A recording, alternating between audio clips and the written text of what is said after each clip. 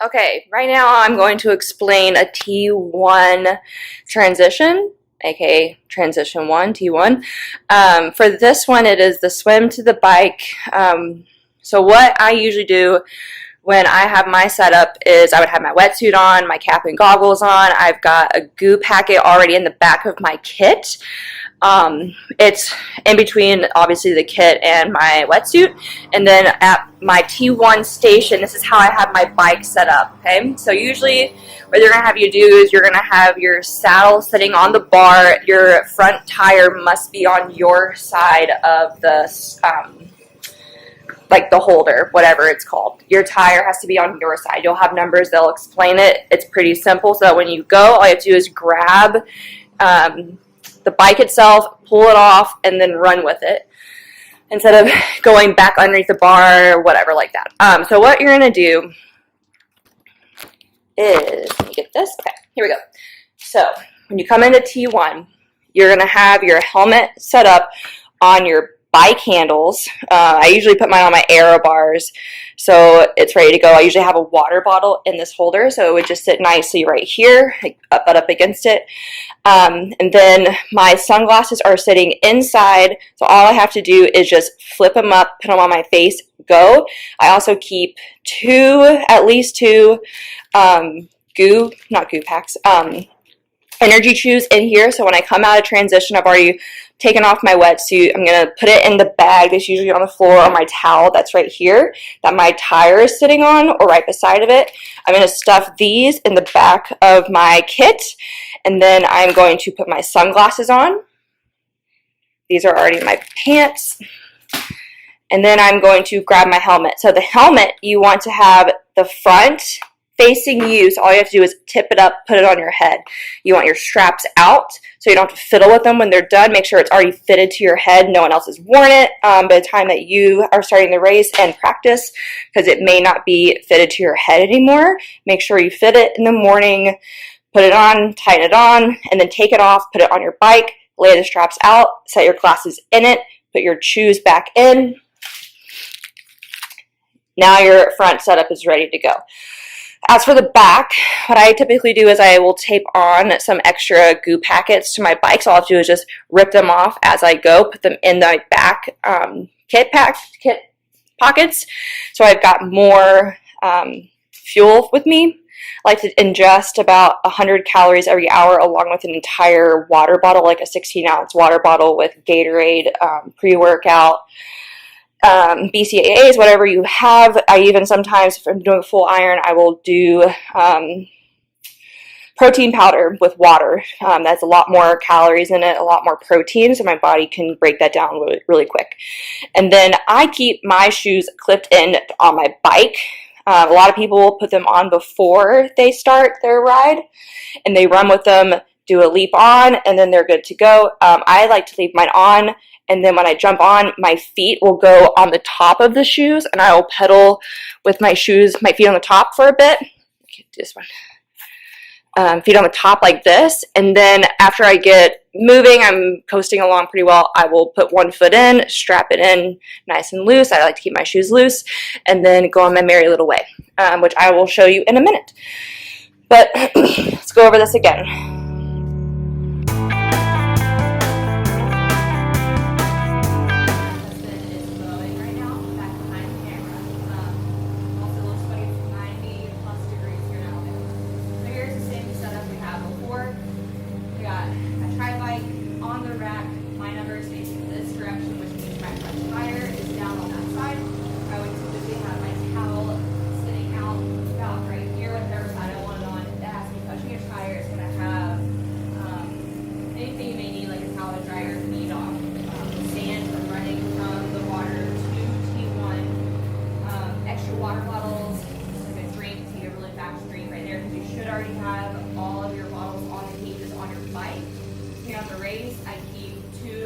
Water bottles on. I have a front cage, the straw, and then I have the one on the body of the bike.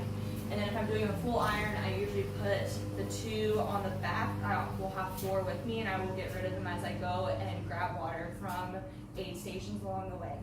This is the setup you saw. I've got my helmet on, imagine a water bottle up here, got my goo packets, my shoes are already on. So let's say I'm running in from the water into here. I've got my wetsuit on, I'm gonna pull it off, step on it, get it off. I'm gonna grab my sunglasses, grab my shoes, put them in my back pockets, grab my helmet.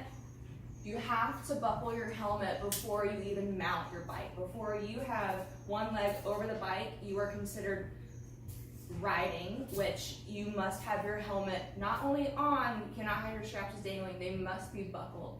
You must have your helmet fully on before you mount your bike.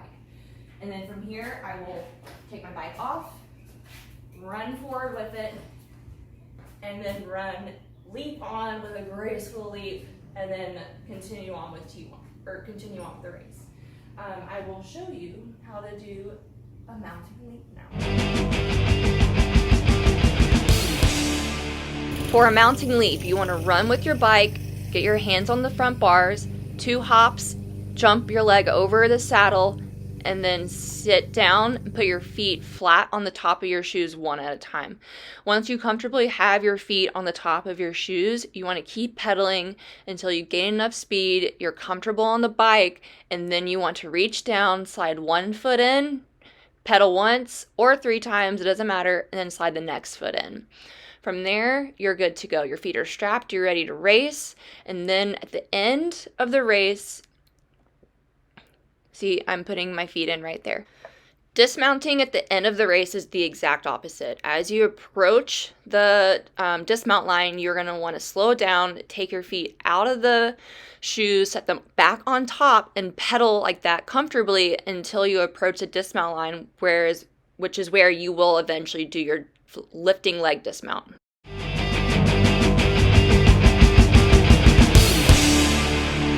For the dismount, you are going to lift your right leg, bring it up and over the saddle between your left leg and the bike frame as you're gripping the brake, and slowly bring your foot down and continue running with the bike.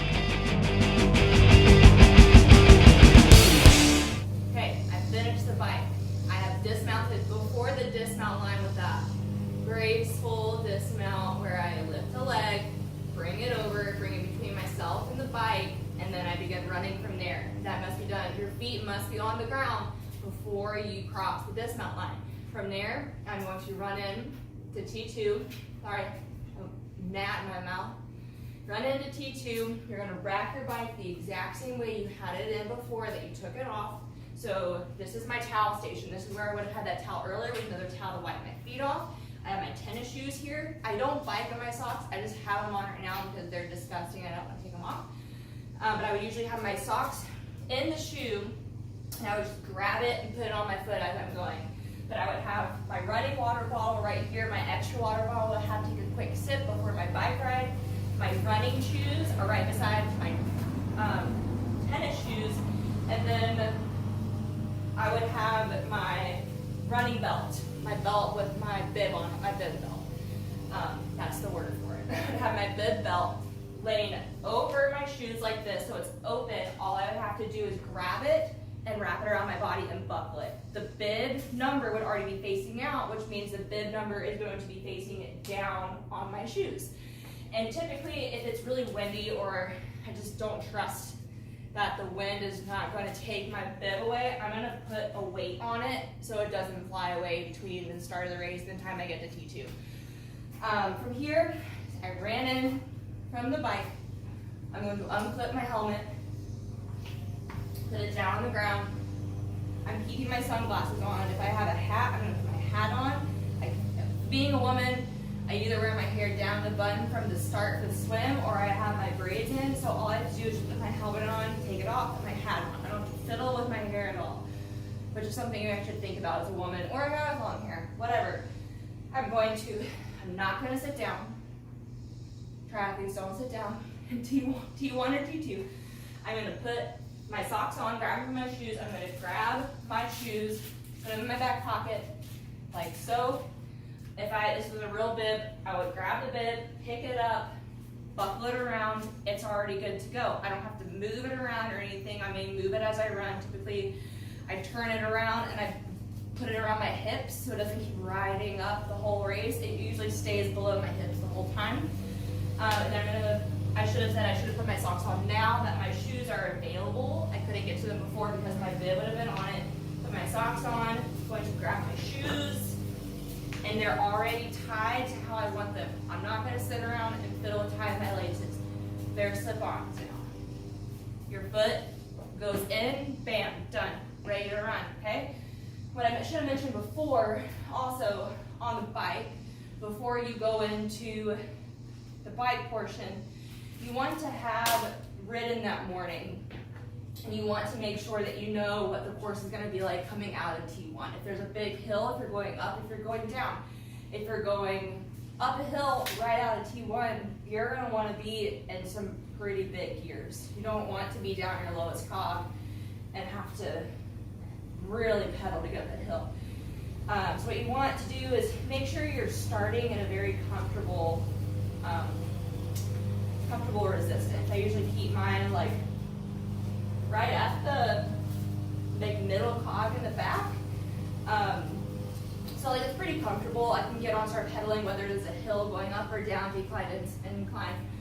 It's going to be a pretty comfortable resistance, and I can pedal without my feet in the shoes themselves. Because like I said, you saw my feet go on top of the shoes. I pedal for probably 10 or so full pedal strokes, and then if I'm in a flat, I'm going to put my shoes on or a descent. I'm not going to be putting my shoes on while I'm going up a hill. Use common sense. I know it's not so common these days, but try to use it. Coming into T2, I have my shoes on, I've got my imaginary food in my back pocket, my helmet's on the ground. I typically run with a very small water bottle, and it's a really cheap water bottle because it's not something I want it to be attached to. You can just find a really cheap small bottle at a gas station prior to your race. I dump it out if I don't like the kind of drink that's already in it, and I'm going to probably put Red Bull or Coke in it because it's something that has a little bit of sugar, it's got that little energy in it, and it's something that I'm looking forward to having. It's going to make me excited for the next part of the race because it's been waiting and I want it. So I'm going to have that there, and then I'm going to be running with that. Got my bib on, got my socks, my shoes, sunglasses, imaginary hat, ready to go. Make sure you put your bib on. Don't forget your bib. Your bib is like your bike. You can't bike without your bike. You can't run without your bib. You have to have your bib. And that is that, folks. That is T1, T2 in a nutshell. How to do a running leap onto your bike for T1. After you cross the mounting line, you cannot mount your bike until you have crossed the mounting line. Similar to the dismount line, which you have to dismount. Prior to the dismount line, you must have feet on the ground before you cross the dismount line, or else you're disqualified or you're going to get a penalty. Don't want a penalty. Yeah, pretty easy. Takes a little practice, but it's pretty smooth. Like 2-minute transition, depending on how long the run is between. You can do it in under a minute. It's pretty simple. Yeah, pretty seamless. Not too bad.